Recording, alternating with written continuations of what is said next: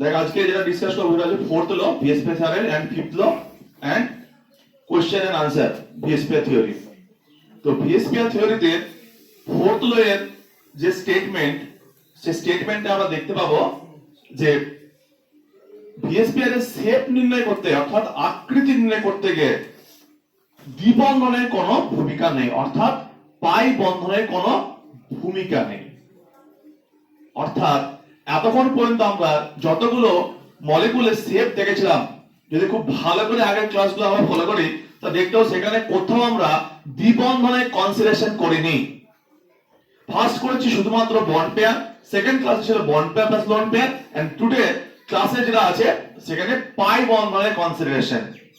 এবং এই স্টেটমেন্টটা, এই লটা পড়তে গিয়ে দেখবো যে দ্বিবন্ধনের কোনো ভূমিকা নেই ভিএসপি এর যে তত্ত্ব অনুসারে।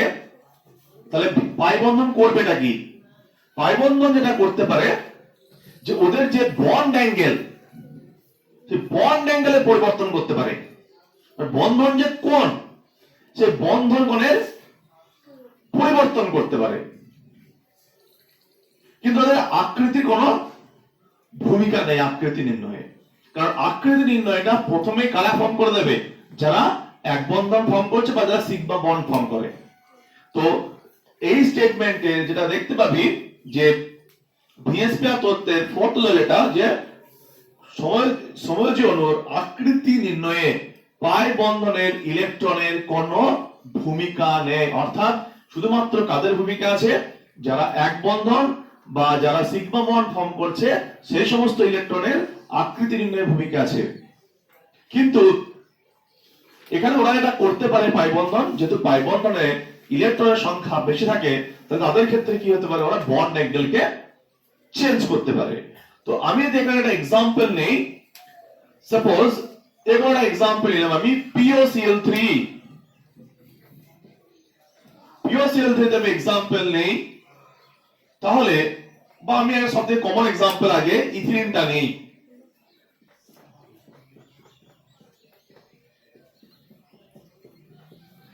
এটা কি ইথিলিন?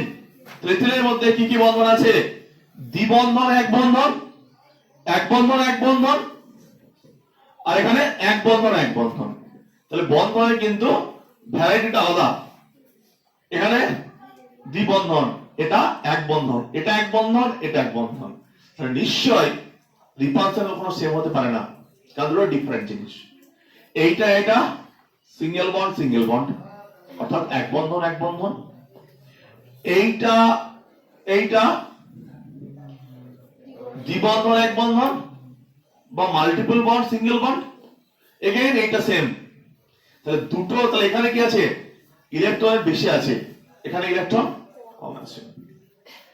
তাহলে দুটো তো আলাদা জিনিস। আলাদা জিনিস হলে এর আর এর মধ্যে যে রিপালশন, এর আর এর মধ্যে বা এর আর এর মধ্যে রিপালশন, সেটা কি সেম হবে?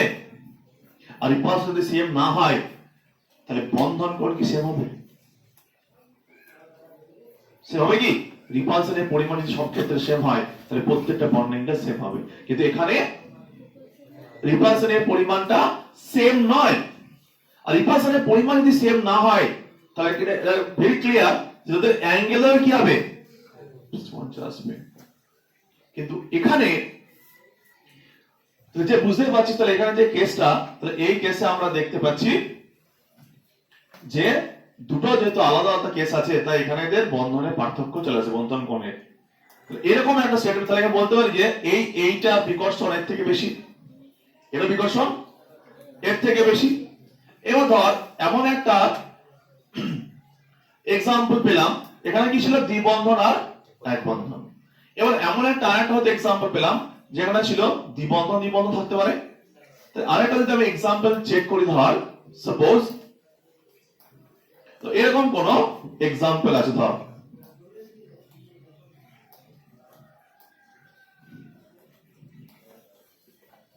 ওকে। এবং এখানে ধর তোরা জানিস যে এই যে এক্সাম্পলটা, সরি এই এক্সাম্পল যাওয়ার আগে আমি স্টেটমেন্টটাকে বলে দিই, তারপরে কোশ্চেনটা আমি ডিসকাস করব। তো এখানের যে স্টেটমেন্ট তাহলে দেখতে হবে, এখানে একটা স্টেটমেন্ট, যে স্টেটমেন্টটা, সেই স্টেটমেন্টটা এটাই যে দ্বিবন্ধন বিকর্ষণ ইজ গ্রেটার দেন, কি বললাম, দ্বিবন্ধন এক বন্ধন, বিকর্ষণ ইজ গ্রেটার দেন এক বন্ধন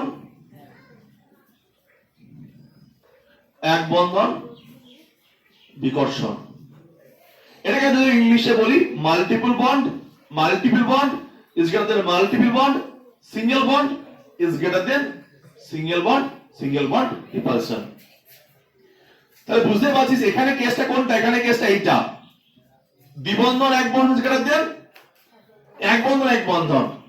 তাহলে এখানে এই রিপালশনটা যদি বেশি হয় তাহলে আর এই রিপালশন কম হয়, তাহলে কি হবে, স্ট্রেস বেশি করবে, স্ট্রেস বেশি করলে কি হবে, এইটার থেকে এর অ্যাঙ্গেল বেশি হবে। লজিকটা বোঝা গেল?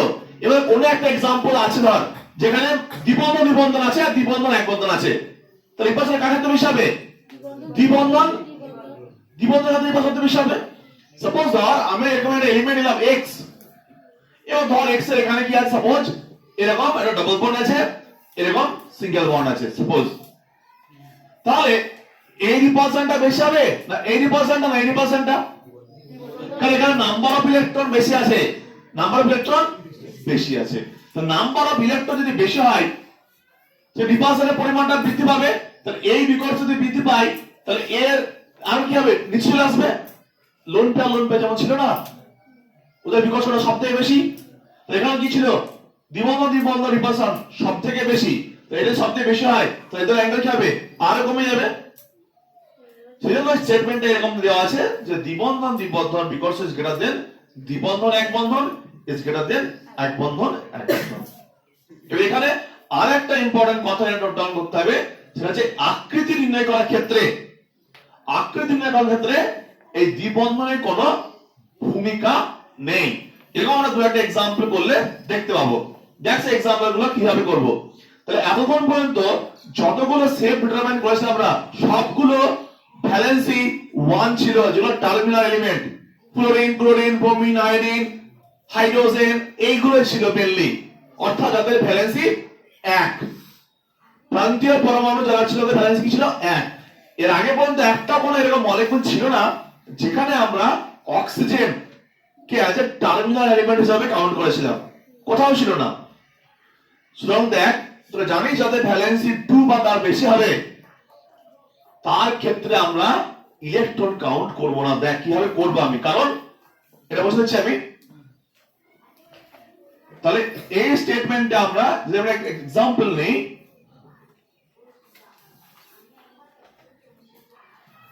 তো সাপোজ আমরা একটা एग्जांपल নিলাম XeO3 xenon trioxide। তাহলে এখানে ইলেকট্রন যদি কাউন্ট করি xenon, তার বাইরে কটা, 8টা ইলেকট্রন।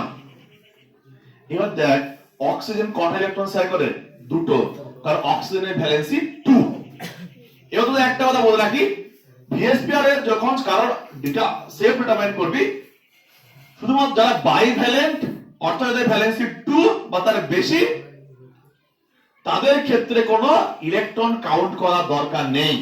কারণ কি, যারা একের বেশি ইলেকট্রন শেয়ার করবে তারা কি তৈরি করবে, দ্বিবন্ধন তৈরি করবে বা পাই বন্ড তৈরি করবে। তোরা জানিস দ্বিবন্ধন বা pi bond according to fourth law কোন একটা অণুর আকৃতি নির্ণয়ে কোনো ভূমিকা পালন করে না। তাহলে তার কারণ তুই জানিস যে অক্সিজেন বাইরে কটা, 6টা। যখন শেয়ার করিস একটা শেয়ার হলো, একটা বন্ড হলো, যখন আর একটা শেয়ার করিস কি হয়, এটা দ্বিবন্ধন হয়ে আছে। তাহলে আর একটা শেয়ারিংটা হচ্ছে কি করছে, পাই বন্ড ফর্ম করছে। আর একটু আগে কি শিখলি যে পাই বন্ধনের কোনো ভূমিকা নেই, তাহলে তার ইলেকট্রন কাউন্ট করা আমার কোনো দরকার নেই। এবার প্রসেসটা দেখে নে। তাহলে 8টা ইলেকট্রন আমি কি করতাম, 2 দিয়ে ভাগ করতাম একটা জোড়ের জন্য, বার করার জন্য, কারণ একটা বন্ডে 2 ইলেকট্রন থাকে। তাহলে এখানে 2 দিয়ে ভাগ করিস কত থাকবে, 4 ইলেকট্রন পেয়ারস। 4 ইলেকট্রন পেয়ারের মধ্যে কটা আছে? 3 জন। সিগমা বন্ড সবাই করবে, একটা সাথে সবাই করবে। তাহলে তিনটে এখানে কটা আছে? 3টে। তাহলে 3টে বন্ড পেয়ারস, একটা কি হবে? Lone pair. 3টে বন্ড পেয়ার, একটা লোন পেয়ার। তাহলে যদি 3টে বন্ড পেয়ার একটা লোন পেয়ার হয় তাহলে কি হয়? শেপটা কি? পিরামিডীয় শেপ। 4টে হলে চতুস্থলিকীয়, তো 4টে বন্ড পেয়ার হয়। আর 4টের মধ্যে 3টে বন্ড পেয়ার, একটা যদি লোন পেয়ার হয় তাহলে শেপটা কি হবে? পিরামিডীয় শেপ। এরকম দেখ, তাহলে শেপটা কি হলো? পিরামিড। দেখ অনেকে কোশ্চেন আসে দ্বিবন্ধন। দ্বিবন্ধন এখানে আমরা একটু আগে বললাম যে যখন শেপ ডিটারমাইন করতে বলবে সেখানে এখানে পাই বন্ড দিলে বা কি না দিলে বা কি কোনো ব্যাপার নেই। কিন্তু যখন আমাকে কোঅর্ডিনেট বন্ড করতে হবে তখন সেটা আলাদা কেস। কিন্তু যখনই যখন শেপ বার করতে বলবে তখন পাই বন্ধনের কোনো ভূমিকা নেই। দেখ পাই অক্সিজেনকে কাউন্ট না করেও আমরা কি তার শেপটা পেয়ে গেছি। শেপটা কি শেপ? পিরামিডীয় শেপ। তাহলে যেগুলো বাইভ্যালেন্ট বা তার বেশি ভ্যালেন্স তাদের ক্ষেত্রে কি করব? তাদের ইলেকট্রন কাউন্টের কোনো দরকার নেই, যেটা অ্যাকর্ডিং টু ফোর্থ ল। এবার দেখ যদি এটাকে আমরা এইভাবে লিখতাম শেপটা একই হতো, শেপটা একই হতো। শুধু কি দেখতে পেতিস? ডাবল বন্ড দেখতে পেতিস। হ্যাঁ, ডাবল বন্ড আছে কি হবে? অ্যাঙ্গেলটা চেঞ্জ হবে। কি বললাম? অ্যাঙ্গেল আমাদের কি জিজ্ঞেস করেছে? Shape. What is the shape? তাহলে শেপ নির্ণয়ে এই পাই বন্ধনের কোনো ভূমিকা নেই। এটা ছিল ফোর্থ ল স্টেটমেন্ট। তাহলে যেখানে যেখানে মেইনলি দেখবি তো অক্সিজেন দেওয়া থাকবে, সালফার ডাই অক্সাইড, HCO3, আরো sulphur bond sulphur die oxide, এরকম অনেক ধরনের অক্সিজেন কন্টেন্ট দেওয়া থাকবে। কার্বন ডাই অক্সাইড, কার্বন কত? বাইরে 4। তাহলে carbon die oxide oxygen count করবো না, ডিভাইড বাই 2। তাহলে দুটো অ্যাভেলেবেল, দুটোই বন্ড পেয়ার। তো দুটো বন্ড পেয়ার লোন পেয়ার মানে কি? লিনিয়ার। সব লিখি এগেইন তুই পাই বন্ড দিতে পারছিস, পাই বন্ধনের কোনো ভূমিকা নেই। যখন আমাকে শেপ বার করতে বলবে তখন পাই বন্ডের কোনো ভূমিকা নেই।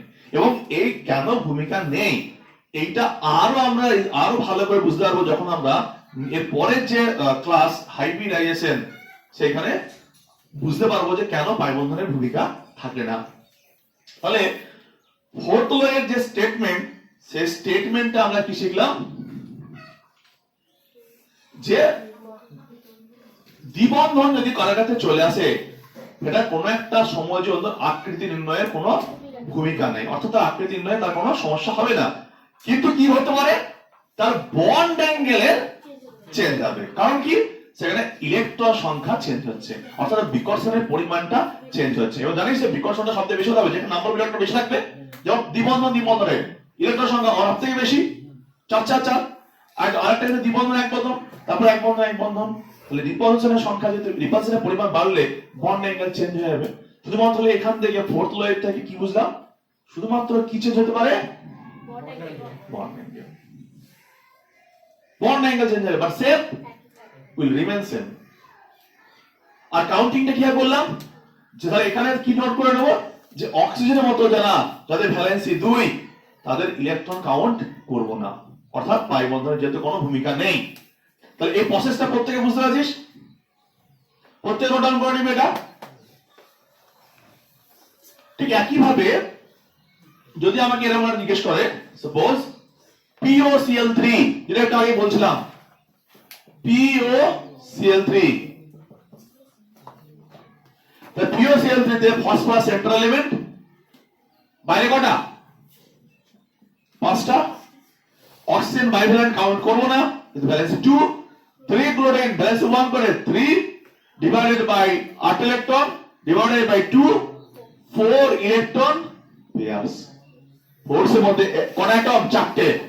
1 2 4টে অ্যাটম, 4টে। তাহলে 4টে অ্যাটম আছে, 4টে তো এক বন্ধন হবে না? সে আছে কি করে? এটা তো মাস্ট এক বন্ধন সবার ক্ষেত্রে হবে। তাহলে অ্যাটম কটা? 4টে। যতগুলো অ্যাটম থাকবে ততগুলোই কি হবে? সিগমা বন্ধনটা এক বন্ধন হবে বা বন্ড সেগুলো বন্ধন জোড় হবে। তাহলে কটা? 4টেই হবে। কটা হবে? 4টে। তাহলে 4টে কি হবে? Bond pairs.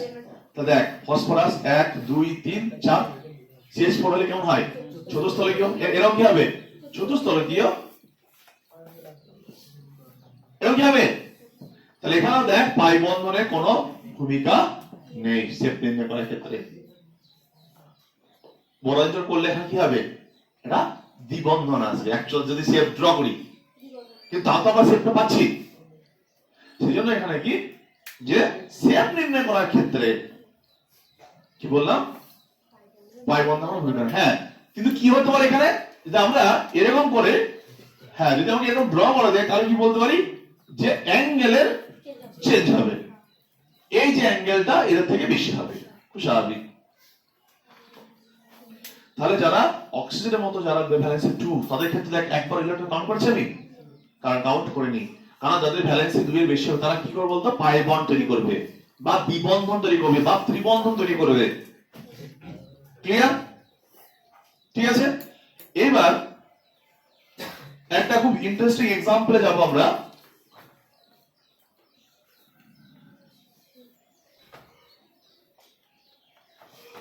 আমাদের ফোর্থ লটা হলো, এবং ফোর্থ ল এর মধ্যে কয়েকটা ইন্টারেস্টিং কোশ্চেন ডিসকাশন করব। একটা থাকবে ফসফিন। যদিও আমরা অর্গানিক কেমিস্ট্রি যখন রেজোনেন্স পড়বো সেটা আরো সুন্দরভাবে ক্লিয়ার হবে। এখানে এইরকম একটা एग्जांपल আছে। সাপোজ তো জানিস ইজ আ 15 এলিমেন্ট, বাইরে পাঁচটা, তার একটা লোড থাকে প্রত্যেকে। দেখ এখানে সেন্ট্রাল এলিমেন্টটা দুটো দিছে, সেন্ট্রাল এলিমেন্টটা টার্মিনাল আলাদা। আমরা পড়েছিলাম থার্ড লতে যাতে প্রান্তীয় পরমাণু তড়িৎ যদি বেশি হয় বন্ধন কম হবে, আর কেন্দ্রীয় পরমাণু তড়িৎ যদি বেশি হয় তাহলে বন্ধন বাড়বে। কারণ তখন ইলেকট্রনটা কি হবে? কেন্দ্রের দিকে চলে যাবে, রিপালশন হবে, অ্যাঙ্গেল বাড়বে। কিন্তু যদি প্রান্তের দিকে হয় তাহলে রিপালশনটা থাকবে না, কম হবে, সেটা বন্ধনটা কম ধরা হয়, কম হবে অ্যাকচুয়ালি। তাহলে এখানে হিসাব মতো বন্ড অ্যাঙ্গেল কার বেশি? ফসফিনের। According to third law, according to third law কি হওয়া উচিত? যেহেতু এর প্রান্তীয় পরমাণুর তড়িৎ ঋণাত্মকতা কম, তাহলে এর বন্ড অ্যাঙ্গেল তো বেশি হওয়া উচিত, এর তো প্রান্তীয় পরমাণুর ঋণাত্মকতা বেশি, তাই বন্ড অ্যাঙ্গেল কম হওয়া উচিত। কিন্তু যখন ডেটা দেখবি ইন রিয়ালিটি, সে ডেটাতে দেখবি PF3 বন্ড অ্যাঙ্গেল বেশি বেশি। তাহলে এক্সপেক্টেড কি ছিল? এর বন্ড অ্যাঙ্গেল বেশি হবে according to third law, but in reality কি দেখতে পেলাম? এর বন্ড অ্যাঙ্গেল বেশি হবে। তাহলে নিশ্চয়ই তোকে তখন ভাবতে হবে দেয়ার ইজ অ্যানাদার ফ্যাক্টর তো আসতে পারে। কি হতে পারে? সেখানে তাহলে নিশ্চয়ই অন্য কোনো ফ্যাক্টর কাজ করছে, সেটা দেখবি নিশ্চয়ই অন্য কোনো ফ্যাক্টর কাজ করছে। যদি রিয়ালিটি দেখিস তখন দেখবি এইটা 94, এটা 98, কিন্তু এটা তো হওয়ার কথা ছিল না। কি বললাম বুঝতে পারছিস? এইরকম যখন কেস তাহলে নিশ্চয়ই অন্য কোনো ফ্যাক্টর কাজ করছে। অর্থাৎ আমরা কোঅর্ডিনেট বন্ড যখন পড়েছিলাম,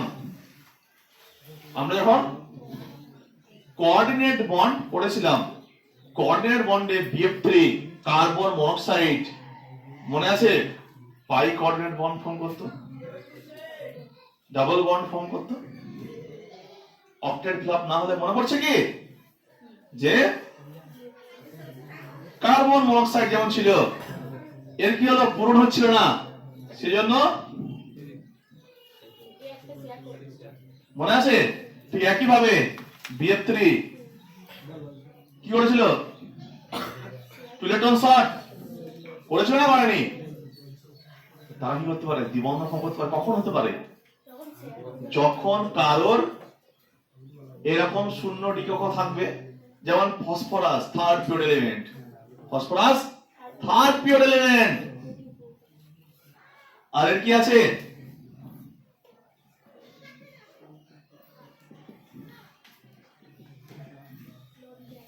এর কি আছে? লোন পেয়ার আছে। আর এর কি আছে? ভ্যাকান্ট ডি আছে। এর কি আছে? Third period element. তাহলে থার্ড পিরিয়ড এলিমেন্ট কি আছে? এর ভ্যাকান্ট শূন্য ডিপ কক্ষ আছে। তাহলে কি করতে পারে? লোন পেয়ার এক বন্ধন ডি, তাহলে কি ওর লোন পেয়ারটা কাকা দিতে পারে কোন জায়গায়? স্যার শূন্য ডি কক্ষ দিতে পারে। ওটাকে স্টপ কর।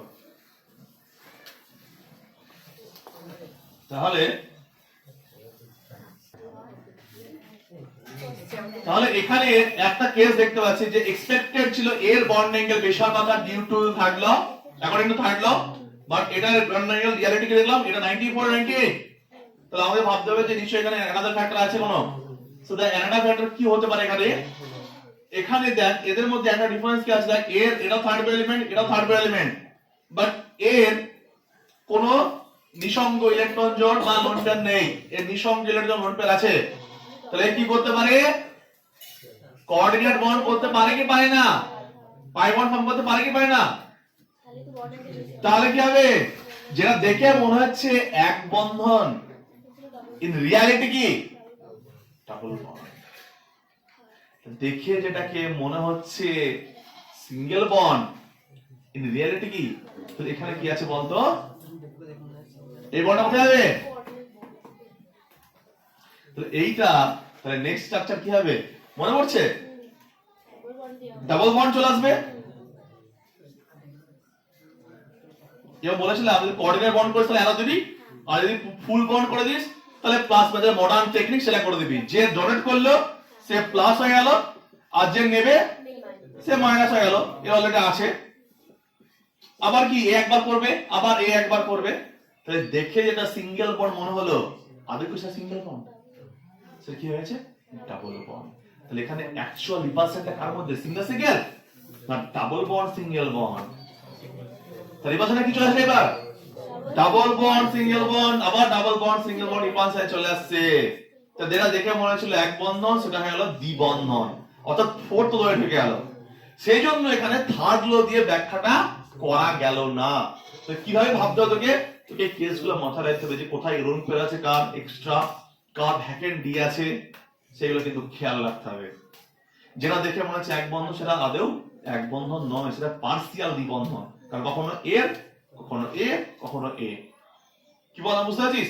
এই জন্য এখানে বন্ড কি হবে, যে এইটার বন্ড অ্যাঙ্গেল বেশি না হয়ে এইটার বন্ড অ্যাঙ্গেল বেশি হয়ে যায়, কারণ এখানে থার্ড ল এর সাথে সাথে ফোর্থ লটা ইন্ট্রোডিউস হয়ে যায়। কি বললাম বুঝতে পারছিস? তাহলে এখানে কি কেসটা কি হলো, কি নোট হবে এখানে? যে যেটা দেখে মনে হচ্ছিল এক বন্ধন, সেটা আদৌ এক বন্ধন নয়, সেটা আসলে পার্সিয়াল দ্বিবন্ধন। অর্থাৎ মানে আংশিক দ্বিবন্ধন কারে বলছি? কখনো এর, কখনো এটা, কখনো এটা। কথা বুঝেছিস? তো অ্যাকচুয়াল বন্ড অ্যাঙ্গেল সেজন্য এইটা থেকে এইটা বেশি হবে। ওকে, ঠিক একই ভাবে আরেকটা एग्जांपल আমরা দেখব এখানে। এবং আমি আবার বলছি, যখন রেজোনেন্স পড়বো না, তখন এই জিনিসটা আরো সুন্দরভাবে ক্লিয়ার হয়ে যাবে। এটা জাস্ট আমি টাচ দিয়ে রাখলাম, যেহেতু আমরা কোঅর্ডিনেট বন্ড পড়েছি সেজন্য আমরা এটা দেখালাম। যেহেতু আমরা একটা কোঅর্ডিনেট বন্ড পড়েছি দেখালাম, কিন্তু যখন অর্গানিক কেমিস্ট্রিতে রেজোনেন্স পড়বো তখন এটা আরো ইজিলি ক্র্যাক, মানে এটা আমাদের হয়ে যাবে। ঠিক একই ভাবে আরেকটা एग्जांपल আমরা দেখতে পারি। একটা হচ্ছে তোর OF2, F2O বা OF2 যেটা বলবি, আরেকটা জল,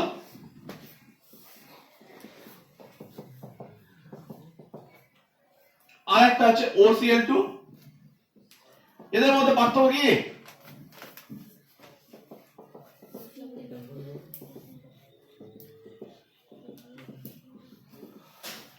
এইটা এটার মধ্যে নিশ্চয়ই এটা বন্ড একটা বেশি হবে, নো প্রবলেম। কারণ কি? এটা প্রান্তীয় পরমাণু মোর ইলেকট্রোনেগেটিভ, এটা লেস ইলেকট্রোনেগেটিভ, তাহলে এর বন্ড বেশি হবে, তাহলে এটা এক্সপেক্টেড, তাহলে কোনো প্রবলেম নেই। কিন্তু এইটার থেকে তো এইটা কম উচিত, কারণ কুদরিনের তড়িৎদ্রাব্যতা হার্ডেনের থেকে বেশি।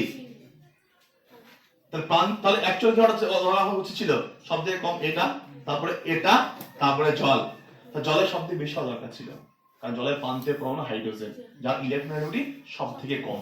কারণ আমরা অ্যাকর্ডিং টু থাকলো প্রান্তীয় পরমাণু তড়িৎদ্রাব্যতা যত কম হবে বন্ড অ্যাঙ্গেল তত বেশি হবে। সো কিন্তু রিয়ালিটি দেখবি এইটা অ্যারাউন্ড 102 ডিগ্রি, এটা তো আমরা জানি 104 ডিগ্রি, এটা অ্যারাউন্ড 111 ডিগ্রি। তাহলে এইটা থেকে এইটা কোনো চাপ নেই, 1 আর 2 কে এটা যদি নাম্বার 1 আর 2 দেই তাহলে 1 is greater than 2 is very clear from third law, but এটা ক্ষেত্রে কেসটা কি, এটা ক্ষেত্রে আবার ভাবতে হবে তাহলে কেসটা। ক্লোরিন কোন pure element, third pure element, যারা থার্ড পিওর এলিমেন্ট হয় তাদের principal quantum number n equal to 3, l equal to 0 1 2, 2 মানে ভ্যাকেন্ডি। তাহলে এর আগের কেসটা রিপিটেশন। তাহলে এখানে কি আছে, chlorine third pure, chlorine third pure, third pure আছে মানে কি ভ্যাকেন্ডি, ভ্যাকেন্ডি মানে কি they can accept electron। তাহলে এখানে অক্সিজেন তো সেন্ট্রাল এলিমেন্ট পেয়ার বসে আছে, কি করবে সিগমা বন্ড পাই বন্ড করে দেবে। তো যখন পাই বন্ড করবে তখন কি হলো, এটা এর পাশে আমি এঁকে দিচ্ছি এখানে, তাহলে যেটা দেখে মনে হচ্ছে সিঙ্গেল বন্ড, বাট আদৌ সিঙ্গেল বন্ড, আদৌ সিঙ্গেল বন্ড। তাহলে কে কাকে দিল, অক্সিজেন ক্লোরিনকে দিল, অক্সিজেন প্লাস, বোঝা গেল। ঠিক একই ভাবে এটা পসিবল, ওরা বললাম না, শুধু এইখানে আমরা যেহেতু প্রবলেমটা আছে সেজন্য আমি একটু টাচ দিয়ে গেলাম। এটা আরো এটা আরো ডিপ ওয়েতে আমরা ক্লিয়ার করব যখন রেজোনেন্সটা আমরা ক্লিয়ার করব। সো এখানে যেহেতু আমরা কোঅর্ডিনেট বন্ড পড়েছি, কোঅর্ডিনেট বন্ড তো শিখেছি যে ভ্যাকেন্ডি থাকবে, যা লোন পেয়ার থাকবে, সো দে ক্যান ডোনেট। তো এখানে কি দেখছি সেটা দেখে মনে হচ্ছে সিঙ্গেল বন্ড, আদৌ কি সিঙ্গেল বন্ড, সেটা কি বন্ড, ডাবল বন্ড, সেটা ডাবল বন্ড। তাহলে আমরা জানি ডাবল বন্ড সিঙ্গেল বন্ডের যে রিপালশনটা সেটা কি সিঙ্গেল বন্ড সিঙ্গেল থেকে বেশি হবে, তার ফোর্থ লটা এখানে অ্যাপ্লাই হয়ে গেল, সেজন্য অ্যাকচুয়ালি এইখান থেকে বন্ড অ্যাঙ্গেলটা যেন বেড়ে গেল। কি বললাম বুঝতে পারছিস?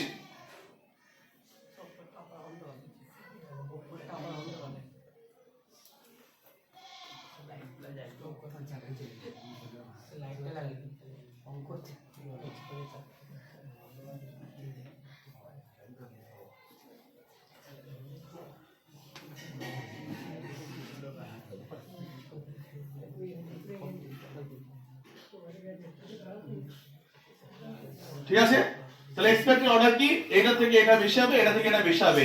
তাহলে কি এগুলো মাথায় কিভাবে নিয়ে আসতে হবে, যে কোনটা থার্ড এলিমেন্ট, কার ভ্যাকেন্ডি আছে, কার লোন পেয়ার আছে, যদি লোন পেয়ার ভ্যাকেন্ডি এরকম কনজুগেশন থাকে তাহলে এটা পসিবল, তাহলে সিঙ্গেলটা ডাবল হবে। আমি বললাম কি রেজোনেন্স হয়ে যাবে, এটা আমরা অটোমেটিক বুঝে যাবো। এখানে প্রবলেমটা আছে বলে আমরা জাস্ট ওই টাচ দিয়ে গেলাম, ঠিক আছে। এর পরের যে ল, ফিফথ ল, এর পরের যেটা ল সেটা হচ্ছে ফিফথ ল।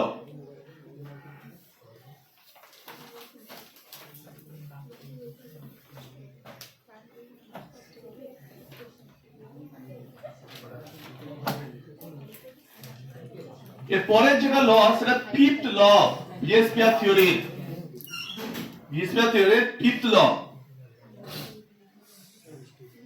তো ভিএসপিআর থিওরির ফিফথ ল যেটা, সেই ফিফথ এর বক্তব্য যাওয়ার আগে আমরা যেটা থার্ড স্টেটমেন্ট, সেই স্টেটমেন্টটাকে দেখলে বুঝতে পারবো।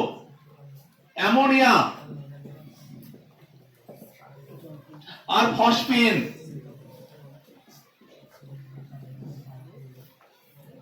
অ্যামোনিয়া আর ফসফিন গ্রুপ 15 এর পরপর ঠিক একই ভাবে ওয়াটার H2S,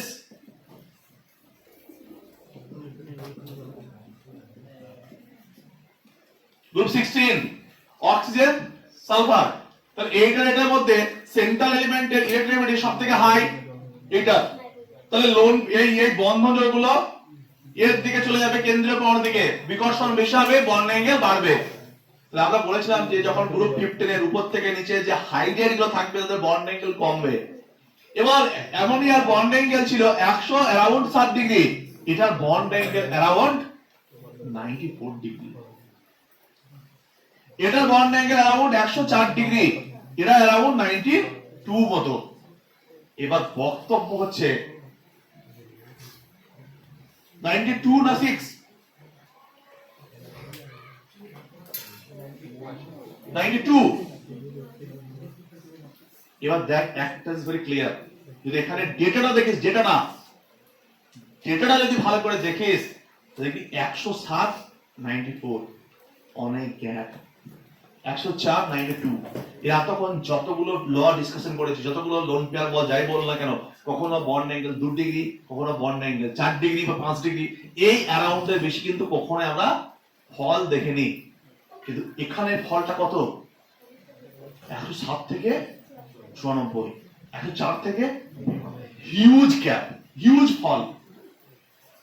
যখনই এত ফল হচ্ছে মনে হতে হবে যে শুধুমাত্র তড়িৎ ঋণাত্মকতা দিয়ে বন্ড অ্যাঙ্গেল এত কমতে পারে না। যেখানে লোন পেয়ার বিকর্ষণে আমরা দেখেছিলাম মাত্র অ্যারাউন্ড জল আর CH4 এর ক্ষেত্রে ম্যাক্সিমাম 9 ডিগ্রি 5 ডিগ্রি ডিফারেন্স ছিল, কিন্তু এখানে গ্যাপটা কি বলতো? অনেক গ্যাপ। যখনই এখানে দেখবে লার্জ গ্যাপ আছে, বন্ড অ্যাঙ্গেলের গ্যাপটা যদি লার্জ হয়, তখন ভাবতে হবে এগেইন শুধুমাত্র তড়িৎ ঋণাত্মকতা নট দ্য প্রিডমিনেটিং ফ্যাক্টর, নিশ্চয়ই কি থাকবে আরো কোনো এক্সট্রা কোনো ফ্যাক্টর কাজ করছে। এবং এই ফ্যাক্টরটা বা যখনই এই ধরনের এত গ্যাপ আছে, তার মানে তখন বুঝতে হবে কি, দেখ এখানে তাহলে কমন ডিফারেন্সটা কি? এটা কি again second period element, again second period, again third period, again second period, again third period. So second period the third period, যদি থার্ড পিরিয়ড থাকে, একটু আগে বললাম তাদের কি থাকে? ভ্যাকেন্ট ডি অরবিটাল থাকে। তাহলে দুজনের কি আছে? Vacant D. বাট এদের ডি কি আছে? নেই, এদের ডি নেই। এখানে একটা কথা জাস্ট অ্যাড করতে হবে ল এর মধ্যে বা নোট ডাউন করতে হবে, যে যাদের যোদ্ধা কক্ষে যে সমস্ত মলিকুলের কেন্দ্রীয় পরমাণুতে যোজ্যতা কক্ষে শূন্য ডি উপকক্ষের বা শূন্য উপকক্ষের উপস্থিত থাকে, ডি উপকক্ষে উপস্থিত থাকে, তাহলে সেখানে যদি লোন পেয়ার থাকে, শোন ভালো করে, এই যে লোন পেয়ারটা, আগে লোন পেয়ার বন্ড রিপালশন ছিল, এখানে লোন পেয়ার বন্ড রিপালশন, কিন্তু এখানে যে রিপালশনটা হচ্ছে, এই রিপালশনটা এর থেকে অনেক গুণ বেশি হচ্ছে নিশ্চয়, ফের ব্যান্ড কমছে। তার মানে যদি কারোর যোজ্যতা কক্ষে ভ্যাকেন্ট ডি বা এর উপর উপকক্ষ থাকে এবং তার সঙ্গে উপর যদি লোন পেয়ার থাকে, তাহলে এই লোন পেয়ারটা বিকর্ষণ এর থেকে অনেক বেশি মাত্রায় করবে। কারণ ভ্যাকেন্ট ডি এর একটা পজিশন দরকার, তারও একটা জায়গা দরকার, তাকেও তো ডিসাইড করতে হবে। তাহলে সেইটা ডিসাইড করতে কি এরা কি হচ্ছে, আরো কাছাকাছি চলে আসতে বাধ্য হচ্ছে। তাহলে কোন একটা মলিকুলের যোজ্যতা কক্ষে যদি ভ্যাকেন্ট ডি থাকে, তাহলে এবং যদি ভি উপস্থিত থাকে, তাহলে সেই লোন পেয়ারটা কি হবে? আগের থেকে অনেক বেশি মাত্রায় রিপালশন করবে। এখানে যে রিপালশন করছিল, এই যে লোন পেয়ার আর বন্ড পেয়ার রিপালশন করে 2 ডিগ্রির মধ্যে কমে যাচ্ছিল, কিন্তু এখানেও লোন পেয়ার বন্ড পেয়ার আছে, অ্যাঙ্গেলটা কত কমছে? অনেক কমে যাচ্ছে। তার মানে যেহেতু তাহলে স্টেটমেন্টটা এরকম নোট ডাউন করতে হবে, যেটা যে কেন্দ্রীয় পরমাণুর যোজ্যতা কক্ষে যদি ভ্যাকেন্ট ডি উপকক্ষ থাকে বা ফাঁকা শূন্য উপকক্ষ থাকে, তাহলে সেখানে যে নিঃসঙ্গ ইলেকট্রন জোড়টা আছে, সে কি হবে? অনেক বেশি মাত্রায় কি করবে? বিকর্ষণ করবে। তাহলে বিকর্ষণ করলে কি হবে? বন্ধন কোণটা অনেক বেশি ফল করবে। এই জন্য এখানে বন্ড অ্যাঙ্গেল 107, এটা 94, এখানে হচ্ছে 104 92।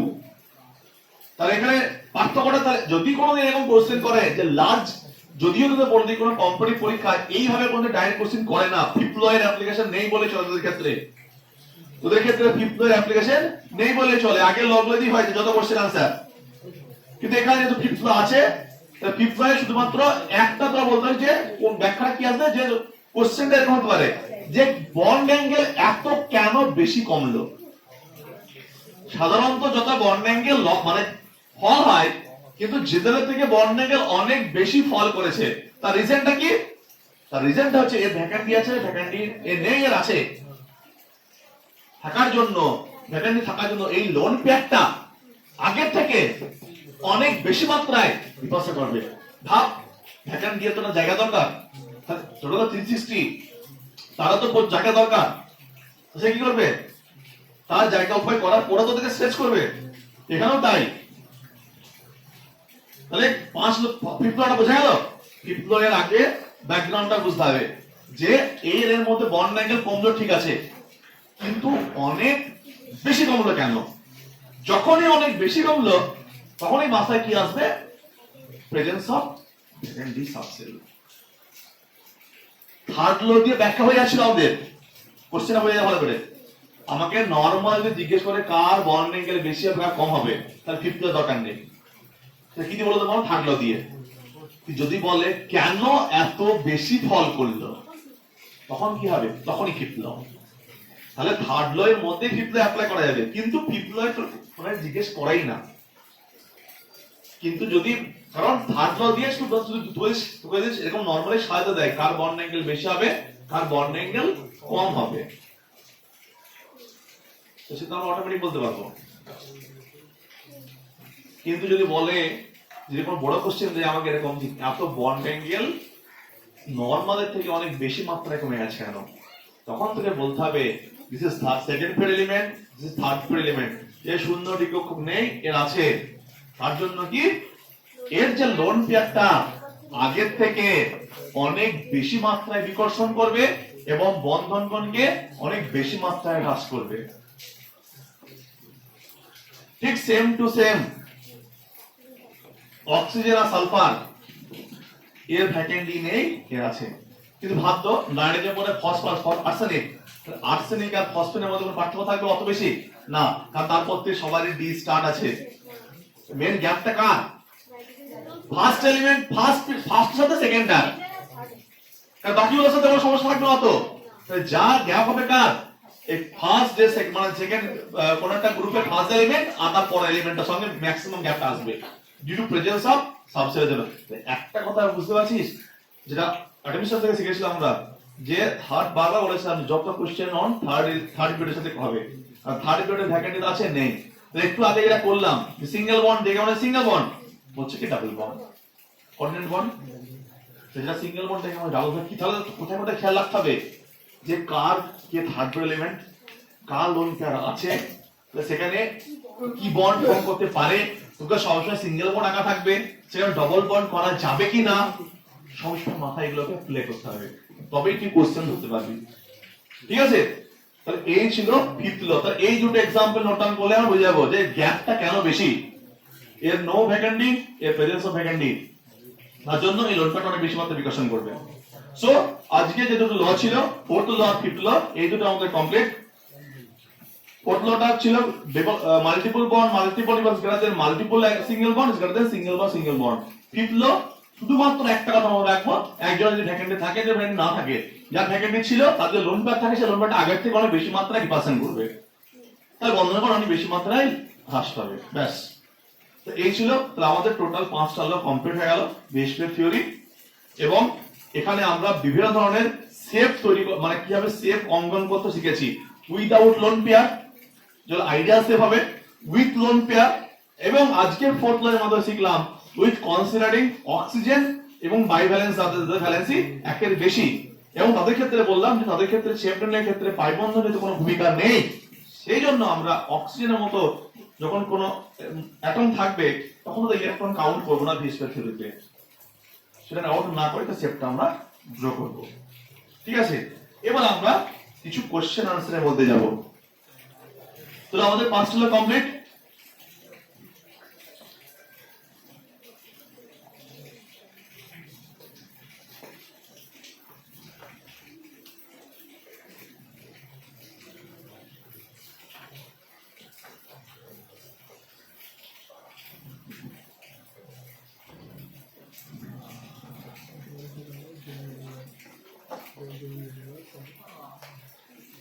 একটা एग्जांपल লিখছি আমি, NH4 প্লাস NH3 আর NH2 minus. NH4 plus NH3 NH2 minus যদি এদের বন্ড অ্যাঙ্গেল অনুসারে আমাকে সাজাতে বলে, তাহলে তার অর্ডারটা কি হবে?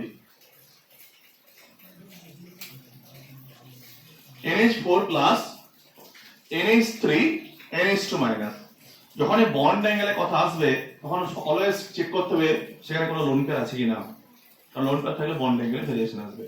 NH4 প্লাস কাউন্টিং হ্যাঁ করবো, নাইট্রোজেন বাইরে সেলে 5টা, ফটাফট কি করবো 5টা, 4টে হাইড্রোজেন 4টে আর একটা পজিটিভ চার্জ মানে একটা মাইনাস হবে, টোটাল 8 ইলেকট্রন ডিভাইড বাই 2, 4টে ইলেকট্রন পেয়ার, 4টে কি বিপিএস, তাহলে কি চতুস্তরী কি চতুস্তরী কত 109 ডিগ্রি 28 মিনিট কি, তাই তো? এটা সেফ কত 109 ডিগ্রি 28 মিনিট। এর মধ্যে অ্যামোনিয়া 4 5 আর 3 8 হয়ে যায়, 3টে বন্ড পেয়ার লোন পেয়ার, তার বন্ড লম্বা হলে কি অ্যাঙ্গেল কমে যাবে, 127 অ্যামোনিয়া জানি তো আমরা। NH2 কর নাইট্রোজেন 5, দুটো হাইড্রোজেন 7, একটা নেগেটিভ, কিন্তু অ্যাটম কটা দুটো, লোন পেয়ার কটা আছে দুটো, তাহলে এর বন্ড কি আরো কম হবে। যেমন জলের ক্ষেত্রে কি হয় দুটো বন্ড পেয়ার দুটো লোন পেয়ার এখন 4 দিয়ে চলে যায়, এখানেও কি দুটো বন্ড পেয়ার দুটো লোন পেয়ার, তাহলে দুটো লোন পেয়ার চলে আসছে, আর lone pair repulsion greater than lone pair bond, এখানে কোনো রিপালশন নেই, লোন পেয়ার লোন এখানে লোন পেয়ার বন্ড পেয়ার আসবে, এখানে লোন পেয়ার আসবে, জানিস যাদের বিকর্ষণ বেশি বন্ড অ্যাঙ্গেল কমে যাবে, তাহলে এখানে অর্ডারটা কি হবে,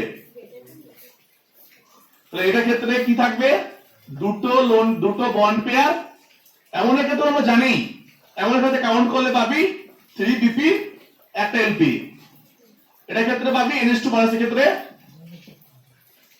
2bp 2lp, তো আমরা এখানে সেকেন্ড ল অ্যাপ্লাই করে দেব, লোন পেয়ার রিপালশন করে দেব, লোন পেয়ার বন্ড পেয়ার, তাহলে এই রিপালশন সবথেকে বেশি, তাই না? তাহলে এখানে অ্যামোনিয়া সেপ্টা তো জানিস, তাহলে এখানে NH2 কি হবে এরকম কটা লোন পেয়ার দুটো, জাস্ট জলের মতো, অ্যামোনিয়াটা তো জানি আমরা, নিশ্চয়ই কি হবে এইটা অ্যারাউন্ড 109 এর মতো, এটা অ্যারাউন্ড 106 7 এর মতো, আর এইটা তার থেকে কি কম হয় বুঝতে পারছিস, বুঝা গেল 104 4 5 এর কাছাকাছি, ওকে? তাহলে বুঝতে পারছিস এটা কিভাবে আমরা অ্যাঙ্গেলটাকে কাউন্ট করলাম,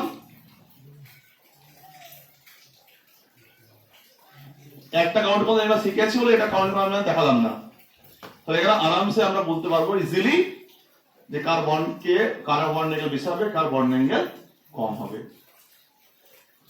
ঠিক আছে? এর পরের যে एग्जांपल,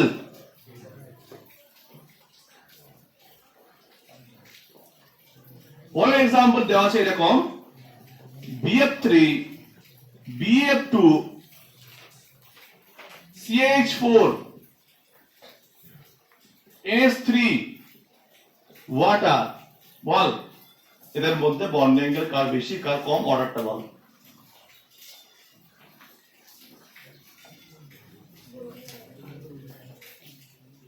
আমরা জানি সবথেকে হাইয়েস্ট বন্ড অ্যাঙ্গেল হয় 180 ডিগ্রি, চেক করে দেখবো আমরা, আমরা চেক করব BF3 কি 3 3 6 3 তিনটে বন্ড পেয়ার মানে 120 ডিগ্রি, BF2 2 দিয়ে 4 ডিভাইড 2 দুটো বন্ড পেয়ার, কোনো লোন পেয়ার নেই 180, সবথেকে হাইয়েস্ট কার BF2, CH4 known 109 degree 28 minute, NH3 known একটা লোন পেয়ার আসবে, জল দুটো লোন পেয়ার আসবে, যত লোন পেয়ার আসবে বন্ড অ্যাঙ্গেল কত নোন, ইজিলি বার করতে পারবো।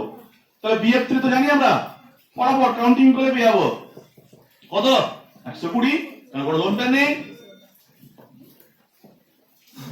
বেলা এখানে কোনো লোন পেয়ার নেই, মাত্র দুটো বন্ড পেয়ার, কত 180, CH4 তো নোন,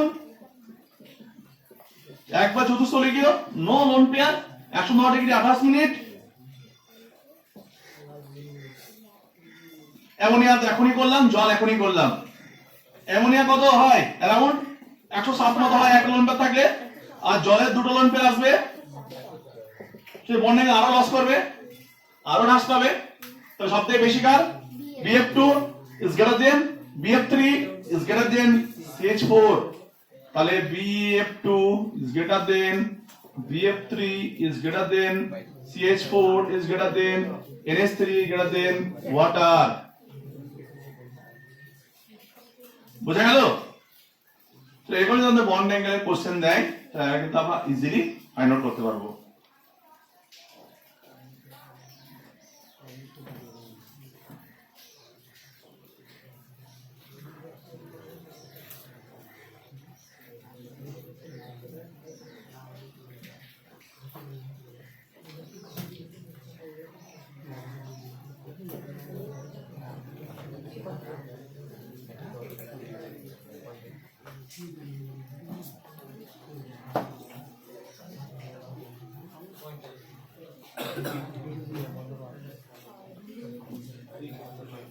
টাইমিংটা দে 45। এরপরে দেখ একটা প্রবলেম দিচ্ছি কর দেখি HCOF4 এটা শেপ কি হবে?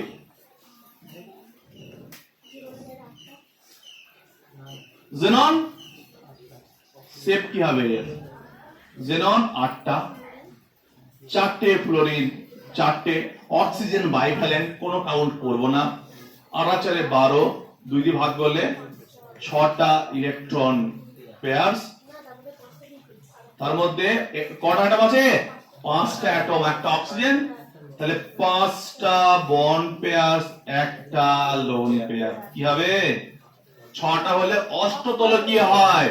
এবার 6টার মধ্যে যদি 5টা বন্ড পেয়ার হয় তাহলে কি বলেছিলাম? মন্দিরের মতো স্কয়ার পিরামিড, বর্গ পিরামিডীয়। তাহলে দেখতে কেমন হবে? জেনন এরকম পুরো মন্দিরের মতো, মনে পড়ছে? তো এখানে কি করে দিলাম? একটা অক্সিজেন, এখানে তো নাম কি এর? বর্গ পিরামিডীয় বা স্কয়ার পিরামিডাল লিখে রাখবি।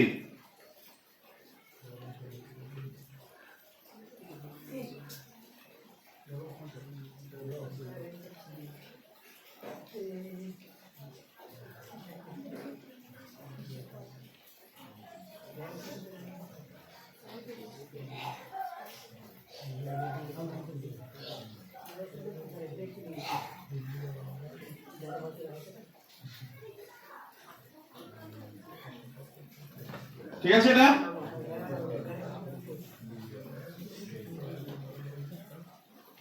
I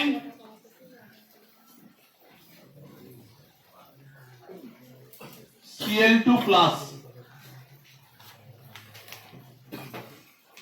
শেপ কি হবে?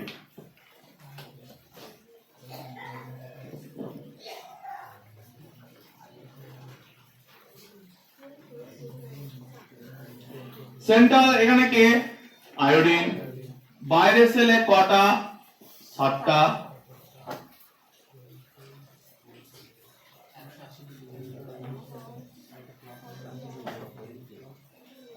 দুটো ক্লোরিন, দুটো, একটা পজিটিভ চার্জ বিয়োগ হয়ে যাবে একটা ইলেকট্রন, 8টা ইলেকট্রন, 4টে ইলেকট্রন পেয়ারস। কটা পার্সেন্ট আছে? দুটো অ্যাটম আছে, দুটো বন্ড পেয়ার, দুটো লোন পেয়ার। কার মতো? জলের মতো। কার মতো? জল। তাহলে কি হবে? অ্যাঙ্গুলার বা কৌণিক। বুঝা গেল?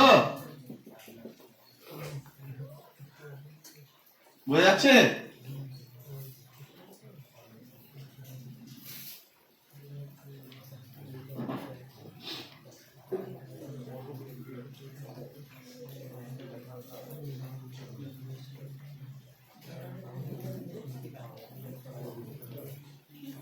ঠিক আছে? এটা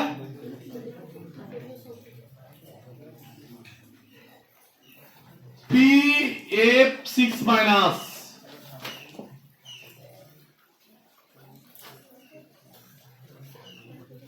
PF6 মাইনাস ফসফরাস 50 এলিমেন্ট, বাইরে 5টা, 6টা ফ্লোরিন, 6টা, একটা নেগেটিভ, একটা, 5টা, 6টা ফ্লোরিন, একটা করে দিলে 6টা, একটা নেগেটিভ চার্জ, একটা ইলেকট্রন, 12টা ইলেকট্রন, দুই ভাগ করলে ছটা ইলেকট্রন পেয়ারস, ছটায় আছে, কি হবে? অষ্টতলকীয়, অক্টাহেড্রাল। এটা কি হবে? অক্টাহেড্রাল। PF5 6 এরকম।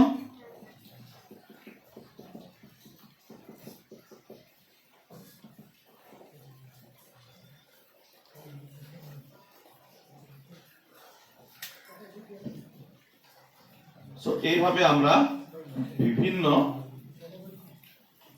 কোভ্যালেন্ট মলিকুলের শেপ বার করতে পারবো অ্যাকর্ডিং টু ভিএসপিআর থিওরি। ঠিক আছে, তাহলে ভিএসপিআর থিওরির 5টা স্টেটমেন্ট, এমন কিছু নয়, খুব ছোট ছোট স্টেটমেন্ট। এটাকে যদি একদম শুধু জিস্ট করে দিই তাহলে কি জানাচ্ছে?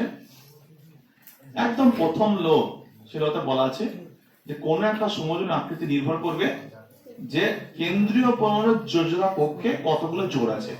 এবার জোড়টা কি হতে পারে? সেটা পুরোপুরি বন্ধ হতে পারে, আবার নিঃসঙ্গ হতে পারে।